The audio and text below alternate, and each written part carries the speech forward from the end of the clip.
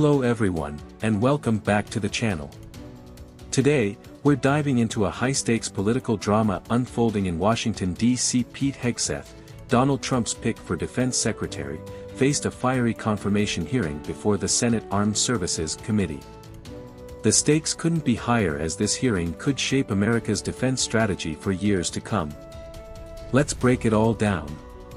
Pete Hegseth arrived at the Capitol to a storm of public reaction. On one side, his supporters hailed him as a man of action, a military veteran ready to shake up the Pentagon. On the other, protesters lined the streets, holding signs and chanting slogans that reflected their fears about his policies and controversial past. The atmosphere was charged, setting the stage for a dramatic hearing. The session began with a sharp opening statement from Senator Jack Reed, the ranking Democrat on the committee. Reed didn't hold back, accusing Hegseth of lacking the executive experience needed for such a critical role. Reed also brought up past controversies, including allegations of mismanagement during Hegseth's tenure with veterans organizations. In response, Hegseth portrayed himself as a reformer. He emphasized his military experience, claiming it gave him unique insights into the challenges faced by America's armed forces. He declared, "The Pentagon needs leadership with dust on their boots, not just polished resumes." One of the most intense moments came when Senator Jeanne Shaheen confronted Hegseth about his views on women in combat roles.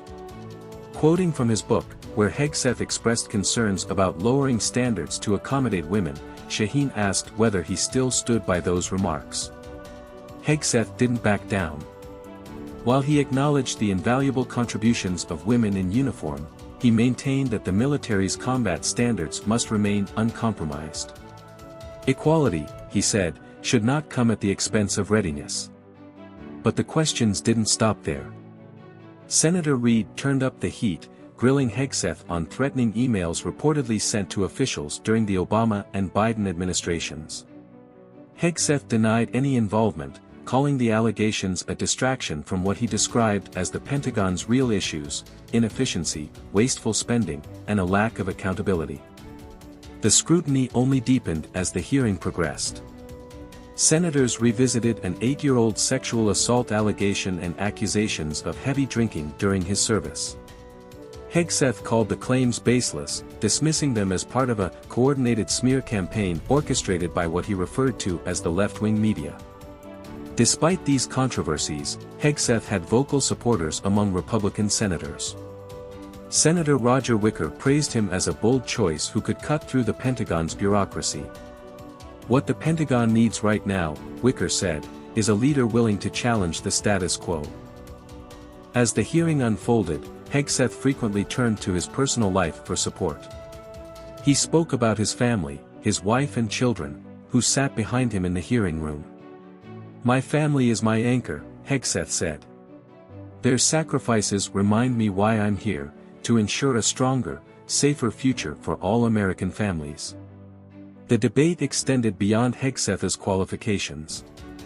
Senators questioned his stance on key defense policies, including his views on NATO, the role of technology in modern warfare, and America's military presence overseas. Hegseth argued for a stronger emphasis on cybersecurity, calling it the battlefield of the 21st century, and reiterated his belief in peace through strength. As the hearing drew to a close, the committee was left with a weighty decision. Hegseth's nomination has highlighted the deep divisions in Washington. With Republicans holding a slim majority, even a few dissenting votes could derail his confirmation. So, what's next? The Senate Armed Services Committee will deliberate, and a full Senate vote will follow. If confirmed, Hegseth will have the monumental task of overseeing America's defense strategy at a time of growing global uncertainty. What do you think about Pete Hegseth's nomination? Will he pass the Senate's test, or are his controversies too significant to overlook? Let us know your thoughts in the comments below. Thanks for tuning in. If you enjoyed this breakdown, don't forget to like, subscribe, and hit that notification bell to stay updated on this and other major stories. See you next time.